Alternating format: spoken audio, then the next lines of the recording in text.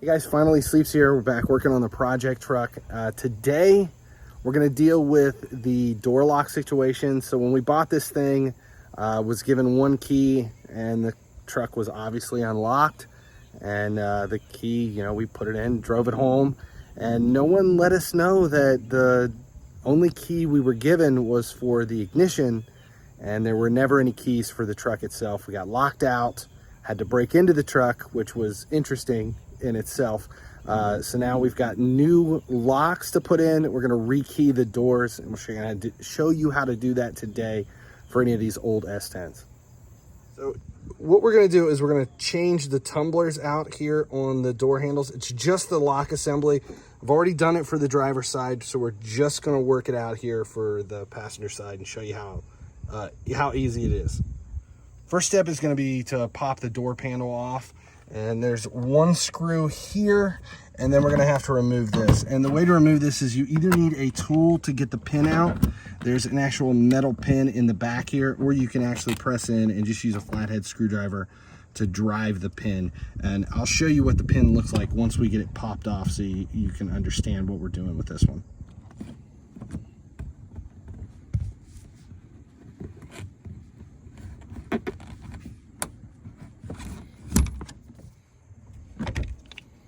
Okay, so there it is, it came off, and all that pin is, it's right here, and we just popped it out, and it just clips onto this. There's a groove right here, and it just clips across it, so you have to use the screwdriver to pop it out from the back. We've got this screw out, and basically this just pull the door handle, and it unsnaps in the back. Comes right off. All right, the next step is here on the door handle, there are two 7mm bolts.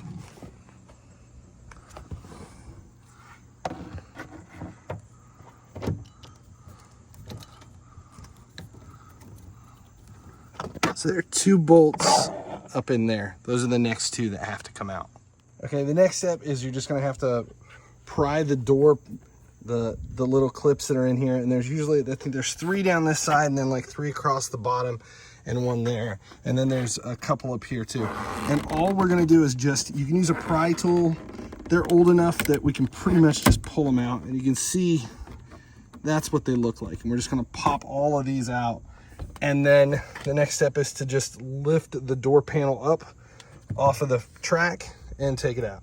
All right, there we go. The door panel is off. Now, this one doesn't have any electric. I don't have any electric door locks or electric windows, so there's no electrical. But if you do have electrical, you're gonna have to unplug those from here in the handrest or wherever they're at before you can remove the door. Now, this is your moisture protector. It's the moisture guard to keep your door panels from getting wet from the rain that comes down into the window. Make sure you retain this, and if it's falling down, you might have to put new urethane on to hold it in place. All right, so the first thing we're gonna have to do is gain access to this lock. And we're gonna do that by, this tab has to come off so you gain access to one screw, and then we're gonna pull the vapor shield back. This will pull down so that we can gain access to the other bolt. Vapor shield's pulled out of the way, and we now have access into here. And inside of both of these is access, I don't know if you can see, it's too dark, is access to the nuts that we're going to unloosen to gain access there to the lock.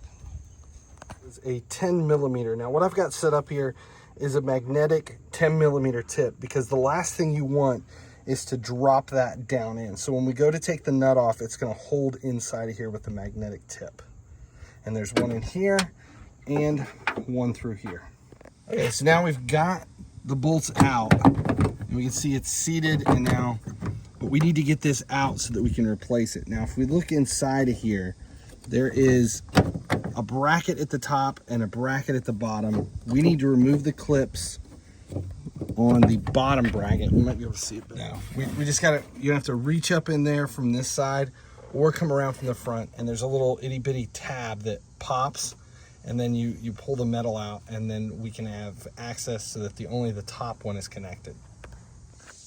Okay, so we got this bottom one. This is the clip that I was talking about. I just had to reach in and unsnap the clip, and then this bar pops out of that one. And then this, you just have to manhandle it to pop it out. And now what we got to do is disconnect this one the same way. It's just a matter of, there it is, just popping it over and getting it. So those are the two access points here. And now we've got this unit out, and now we have to gain access to this. Okay, so here's the back of the door handle, and this is the assembly. That's the actual lock assembly that we're gonna swap out.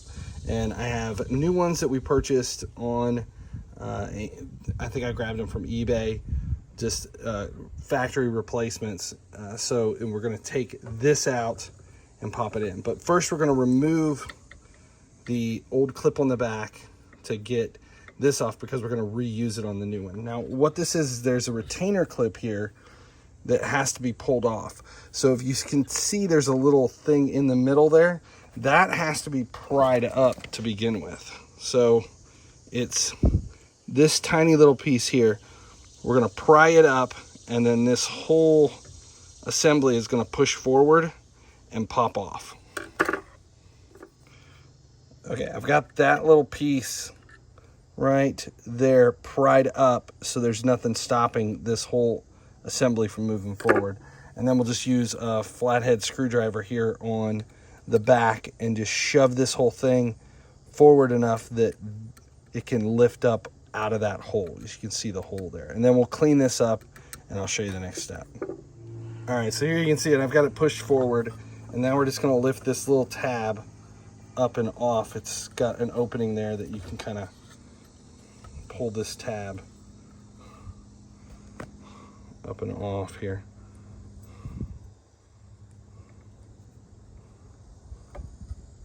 Okay. Then this whole assembly will come off, right up and off. And we're just going to keep the orientation so we know exactly what we're doing. Now this is the actual lock, and if you see there's a little tab there in the side. Once you release that with a screwdriver, this whole thing will just pull right out. So I just reached in there and popped it, and now this whole assembly is removable, and we're just going to put the new one right back in. Okay, so now there's these little rubber things. You're going to drop one of those down in there, and then here's the brand new lock assembly, and you can tell that is the little release clip that I was talking about. So we've got the black rubber down inside there, and we're just going to drop this in and seat it until it clicks. And now it's locked in, and then it's a matter of putting the existing hardware back where it goes. And I actually do have new clips that came with the new things. So we're going to put the new clips on, and it's just a matter of putting it on, and then it gets pushed back and locked in place. You just have to use a screwdriver to actually pry it back so that the tabs click in. All right, there it is. The tab is locked in, assembly's back together, and we have the new lock in place. And now it's just a matter of putting it back in the truck. Okay, so that was an utter bitch to do. But now, see, I can't even show you inside there, but both of them are on.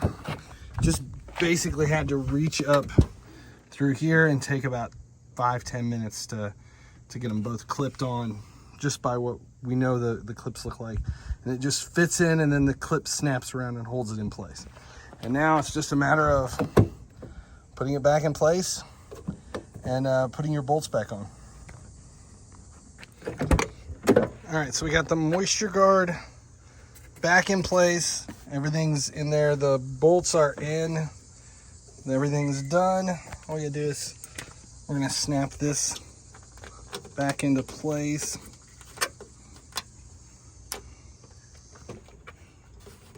Get it in there. Okay. And then works. New key.